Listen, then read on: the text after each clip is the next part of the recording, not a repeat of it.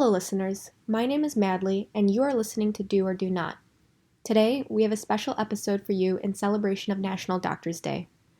For the past 14 months, we have been interviewing osteopathic physicians about their career journeys and experiences. We like to ask them about the best advice they have for students entering the field of medicine. Today, we have compiled for you some of the most valuable advice we have heard from our guests to help motivate you through your journey in medicine. We hope you enjoy. What advice and words of wisdom would you have for a student that would rotate with you?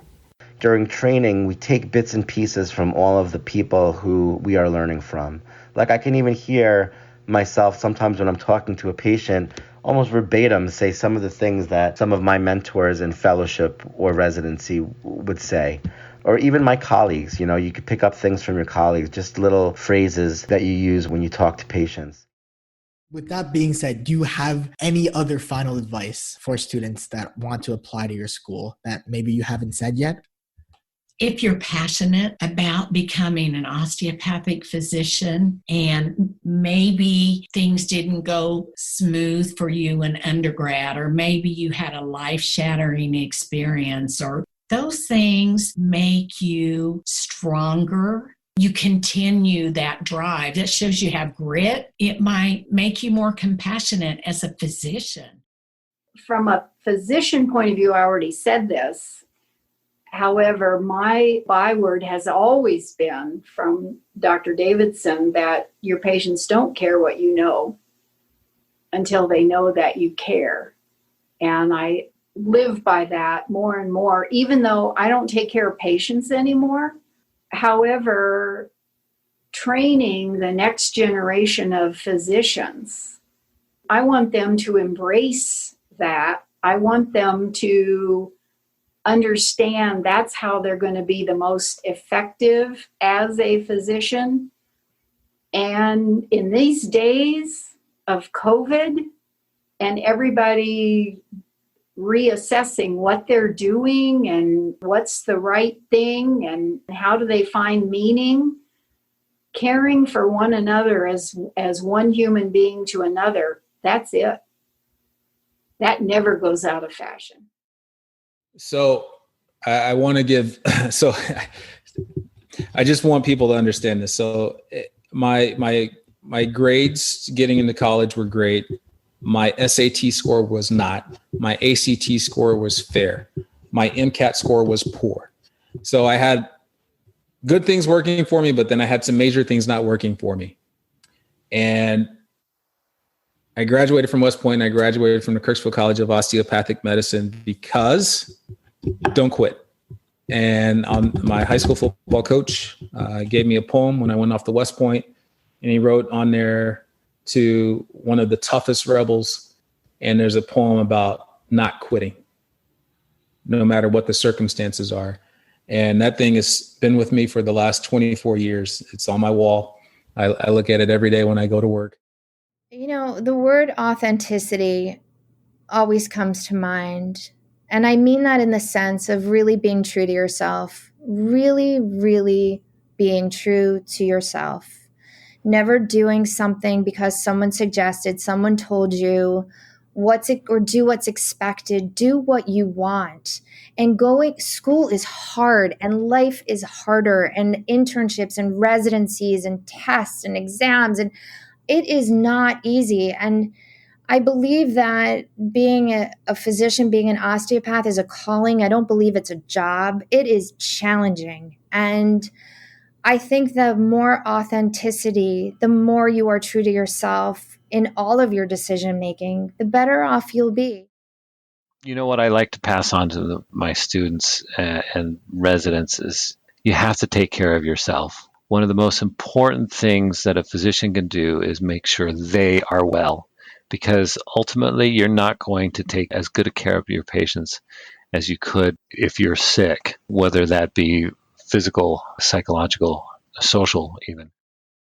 May I use 2? Absolutely. We'll take, if you have 5, we want wisdom. So we'll take as many as you have, but 2 would be great.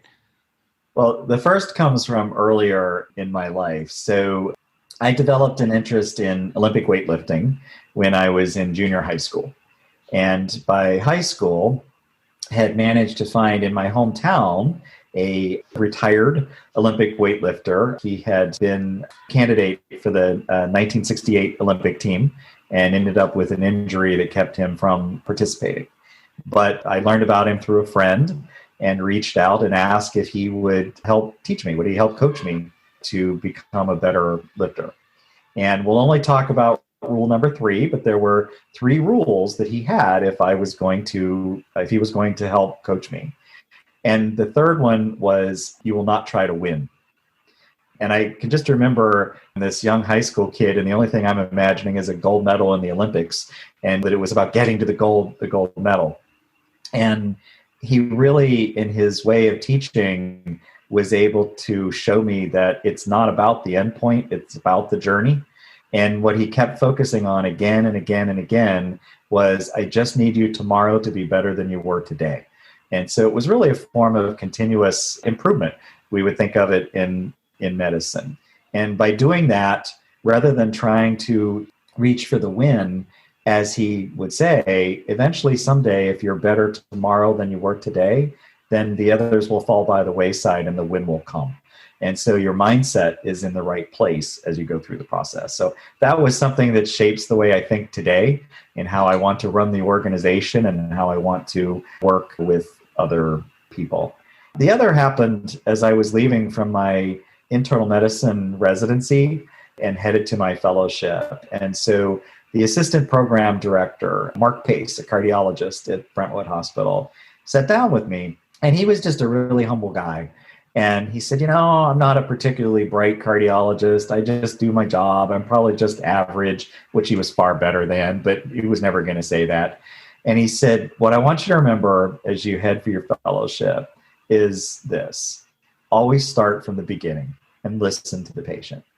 And while he didn't talk about it in terms of diagnosis momentum, what he was really teaching me was the idea of diagnosis momentum, that too often we pick up on what's in the chart or what the last physician told us or what someone shared on the nursing staff or even the patient, and it guides and affects our thinking. Sit down, start with the patient from the beginning, get their story, and most of them are going to tell you what's wrong with them. And it's your job to listen and to ask the right questions and to get to the way that you can help them the most. So those 2 things have definitely shaped my career and my life. All of this advice is critical and can really be applied to wherever you are on your journey. The one piece of advice that we most often heard is that it's important to do what you love. Here are some of our guests expressing why that is so important. So the best piece of advice is to do what you love, because if you end up doing what you love, it doesn't feel like a job, it feels like a hobby. The most important thing is one of the most simple pieces of advice that someone ever gave me. And I forget who it was, and I'm sorry, but they would always tell me, and it's such a cliche thing, but do what you love. I see that if you do what you love, the rest kind of comes. Again, love what you do, because then you'll always love what you do and you won't stop doing what you love. You have to go into a field that is going to constantly stimulate you, constantly learning. It should challenge you. You're going to go through ups and downs. You're going to have to work hard. But that's what makes this, whatever field you go to, enjoyable. Okay, so one of them is a quote by Mae West.